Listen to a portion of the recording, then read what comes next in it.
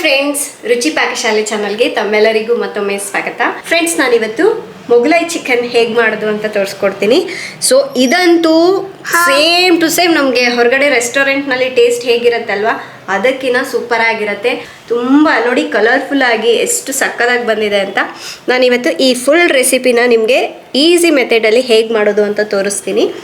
And ನೀವು ಕೂಡ try ಮಾಡಿದ್ರೆ ಹೇಗಿತ್ತು ಈ ರೆಸಿಪಿ, ಟೇಸ್ಟ್ ಹೇಗಿತ್ತು ಅನ್ನೋದನ್ನು ದಯವಿಟ್ಟು ನನಗೆ ಕಾಮೆಂಟ್ ಮಾಡಿ ತಿಳಿಸಿ. ನಿಮ್ಮ ಫ್ರೆಂಡ್ಸ್ಗೂ ಕೂಡ ಈ ರೆಸಿಪಿನ ಶೇರ್ ಮಾಡಿ. ಫ್ರೆಂಡ್ಸ್, ಇದಕ್ಕೆ ಫಸ್ಟು 2 ಮೀಡಿಯಮ್ ಸೈಜ್ ಈರುಳ್ಳಿನ ಈ ಥರ ಉದ್ದುದ್ದಕ್ಕೆ ತೆಳುವಾಗಿ ಕಟ್ ಮಾಡ್ಕೊಂಡ್ಬಿಟ್ಟು ಇದನ್ನು ಗೋಲ್ಡನ್ ಫ್ರೈ ಮಾಡ್ಕೋಬೇಕು. ಚಿಕನ್ ಕೂಡ ತೊಳೆದಿಟ್ಕೊಳ್ಳಿ. ಫ್ರೆಂಡ್ಸ್, ಈಗ ಇದಿಷ್ಟು ರೆಡಿ ಮಾಡ್ಕೊಂಡಿದ್ದೀನಿ. ರೆಸಿಪಿ ಸ್ಟಾರ್ಟ್ ಮಾಡ್ತೀನಿ. 1 ಟೇಬಲ್ ಸ್ಪೂನಷ್ಟು ಎಣ್ಣೆನ ಹಾಕಿ ಈರುಳ್ಳಿನ ಫ್ರೈ ಮಾಡ್ಕೋಬೇಕು.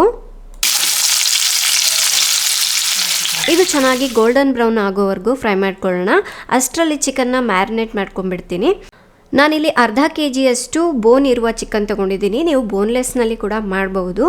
ಇದನ್ನು ಒಂದು ಬೌಲ್ಗೆ ಹಾಕ್ಕೊಂಡ್ಬಿಟ್ಟು ಇದಕ್ಕೆ 1 ಟೀ ಸ್ಪೂನ್ನಷ್ಟು ಉಪ್ಪು, ಅರ್ಧ ಟೀ ಸ್ಪೂನ್ನಷ್ಟು ಅರಿಶಿಣ, 2 ಟೀ ಸ್ಪೂನ್ನಷ್ಟು ಧನಿಯಾ ಪುಡಿ, ಅರ್ಧ ಟೀ ಸ್ಪೂನ್ನಷ್ಟು ಜೀರಿಗೆ ಪುಡಿ, 1 ಟೀ ಸ್ಪೂನ್ನಷ್ಟು ಅಚ್ಕಾರದ ಪುಡಿ, ಹಾಗೆ ಕಲರ್ಗೆ ಅಂತ ಹೇಳಿಬಿಟ್ಟು ನಾನು Kashmiri red chilli powder 1 tea spoon ಹಾಕಿದ್ದೀನಿ, 2 ಟೀ ಸ್ಪೂನ್ನಷ್ಟು ಶುಂಠಿ ಬೆಳ್ಳುಳ್ಳಿ ಪೇಸ್ಟ್, 3 ಟೇಬಲ್ ಸ್ಪೂನಷ್ಟು ಮೊಸರು ಕೂಡ ಹಾಕ್ಕೊಳ್ಳಿ, ಹಾಗೆ ಅರ್ಧ ನಿಂಬೆ ಹಣ್ಣಿನ ರಸವನ್ನು ಹಿಂಡ್ಕೊಳ್ಳಿ.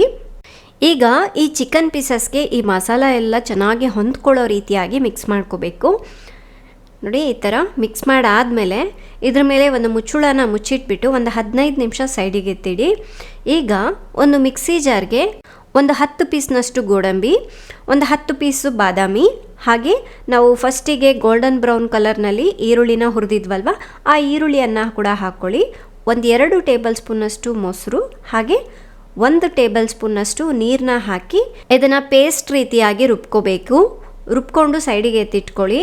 ಈಗ ಕಡಾಯಿನ ಬಿಸಿ ಮಾಡಿಕೊಂಡು ಇದಕ್ಕೆ 2 ಟೇಬಲ್ ಸ್ಪೂನಷ್ಟು ಎಣ್ಣೆ, ಹಾಗೆ 1 ಸ್ಪೂನ್ನಷ್ಟು ಬೆಣ್ಣೆನ ಹಾಕ್ಕೊಳ್ಳಿ. ಬೆಣ್ಣೆ ಹಾಕೋದ್ರಿಂದ ಫ್ಲೇವರು ಚೆನ್ನಾಗಿರುತ್ತೆ, ಹಾಗೆ ಟೇಸ್ಟು ತುಂಬ ಚೆನ್ನಾಗಿ ಬರುತ್ತೆ.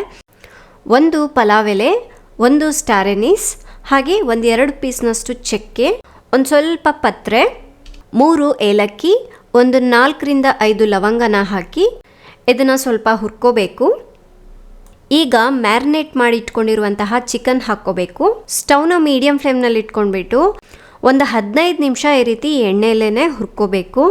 ಸೊ ಎಣ್ಣೆ ಎಲ್ಲ ಚೆನ್ನಾಗಿ ಸಪ್ರೇಟ್ ಆಗತ್ತೆ, ಅಲ್ಲಿವರೆಗೂ ಇದನ್ನು ಈ ರೀತಿ ಹುರ್ಕೊಳ್ಳೋಣ. ಕಾಣಿಸ್ತಾ ಇದೆ ಅಲ್ವಾ, ಎಣ್ಣೆ ಎಲ್ಲ ಚೆನ್ನಾಗಿ ಸಪ್ರೇಟ್ ಆಗ್ತಾ ಇದೆ. ಈ ರೀತಿಯಾಗಿ ನಾನು 15 ನಿಮಿಷದಿಂದ ಇದನ್ನು ಹುರಿತಾ ಇದ್ದೀನಿ. ಮಧ್ಯ ಮಧ್ಯ ಇದನ್ನು ಮಿಕ್ಸ್ ಮಾಡ್ತಾ ಇರಬೇಕು, ಇಲ್ಲಾಂದರೆ ತಳ ಅಂಟುಬಿಡತ್ತೆ. ನಾವು ಮಸಾಲೆನ ರೆಡಿ ಮಾಡ್ಕೊಂಡಿದ್ವಲ್ವ ಅದನ್ನು ಇವಾಗ ಹಾಕ್ಕೊಳ್ಳೋಣ. ಜೊತೆಗೆ 3 ಕಟ್ ಮಾಡಿರೋ ಹಸಿಮೆಣಸಿನ್ಕಾಯಿ, ಹಾಗೆ ಸ್ವಲ್ಪ ಉಪ್ಪನ್ನು ಕೂಡ ಹಾಕ್ತಾ ಇದ್ದೀನಿ. ಆಲ್ರೆಡಿ ಉಪ್ಪು ಹಾಕಿದ್ವಿ ಮ್ಯಾರಿನೇಟ್ ಮಾಡಬೇಕಾದ್ರೆ, ಇನ್ನೂ ಸ್ವಲ್ಪ ನಾನು ನೋಡಿಬಿಟ್ಟು ಹಾಕ್ತಾ ಇದ್ದೀನಿ. ಈಗ ಇದನ್ನು ಮಿಕ್ಸ್ ಮಾಡ್ಕೋಬೇಕು.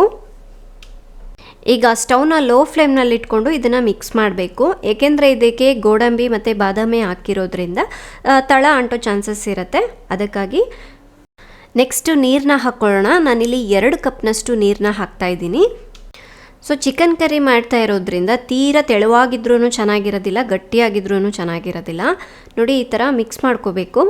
ಇದಕ್ಕೇ 1 ಟೀ ಸ್ಪೂನಷ್ಟು ಗರಂ ಮಸಾಲಾನ ಕೂಡ ಹಾಕಿ ಮಿಕ್ಸ್ ಮಾಡ್ಕೋಬೇಕು. ಈಗ ಇದು ಎಣ್ಣೆ ಸಪ್ರೇಟ್ ಆಗೋವರೆಗೂ ಇದನ್ನು ಕುದಿಸ್ಕೋಬೇಕು. 5 ರಿಂದ 6 ನಿಮಿಷ ಮೀಡಿಯಮ್ ಫ್ಲೇಮ್ನಲ್ಲಿ ಇಟ್ಕೊಂಡು ಕುದಿಸ್ಕೊಳ್ಳೋಣ. ಈಗ ಮುಚ್ಚುಳನ ಮುಚ್ಚಿಟ್ಬಿಟ್ಟು ಇದನ್ನು ಕುದಿಸ್ತಾ ಇದ್ದೀನಿ. 5 ನಿಮಿಷ ಆದಮೇಲೆ ಮುಚ್ಚುಳನ ತೆಗೆದ್ಬಿಟ್ಟು ಇದಕ್ಕೆ 2 ಟೇಬಲ್ ಸ್ಪೂನಷ್ಟು ಕೊತ್ತಂಬರಿ ಸೊಪ್ಪನ್ನು ಹಾಕ್ಕೊಳ್ಳಿ. ಈಗ ಒಂದ್ಸಲ ಮಿಕ್ಸ್ ಮಾಡ್ಕೊಳ್ಳೋಣ. ಅದಾದಮೇಲೆ ಸ್ಟವ್ನ ಆಫ್ ಮಾಡ್ಕೊಳ್ಳಿ. ಈಗ ಬಿಸಿ ಬಿಸಿಯಾಗಿ ಮುಘ್ಲೈ ಚಿಕನ್ ರೆಡಿ ಆಗಿದೆ. ಸೇಮ್ ಟು ಸೇಮ್ ರೆಸ್ಟೋರೆಂಟ್ ಸ್ಟೈಲ್ನಲ್ಲಿ ಮನೆಯಲ್ಲೇ ಮಾಡಬಹುದು. ನೀವು ಈ ಚಿಕನ್ ಕರ್ರಿನ ಚಪಾತಿ, ಪೂರಿ, ರೈಸ್ ಯಾವುದ್ರ ಜೊತೆ ಬೇಕಾದರೂ ಸರ್ವ್ ಮಾಡಿ. ಸೂಪರ್ ಆದಂತಹ ಕಾಂಬಿನೇಷನ್. ಆದರೆ ನಾನಿವತ್ತು ಬಿಸಿ ಬಿಸಿಯಾಗಿ ಲೇಯರ್ಡ್ ಚಪಾತಿ ಜೊತೆ ಸರ್ವ್ ಮಾಡ್ತಾ ಇದ್ದೀನಿ. ಇವತ್ತಿನ ರೆಸಿಪಿ ತಮ್ಮೆಲ್ಲರಿಗೂ ಇಷ್ಟ ಆಗಿದೆ ಅನ್ಕೋತೀನಿ. ಹಾಗಾದರೆ ಪ್ಲೀಸ್ ಲೈಕ್ ಮಾಡಿ, ಶೇರ್ ಮಾಡಿ. ನಾಳೆ ಇನ್ನೊಂದು ಹೊಸ ರೆಸಿಪಿಯೊಂದಿಗೆ ಮತ್ತೆ ಸಿಗೋಣ. ಅಲ್ಲಿವರೆಗೂ ಟೇಕ್ ಕೇರ್, ಬಾಯ್.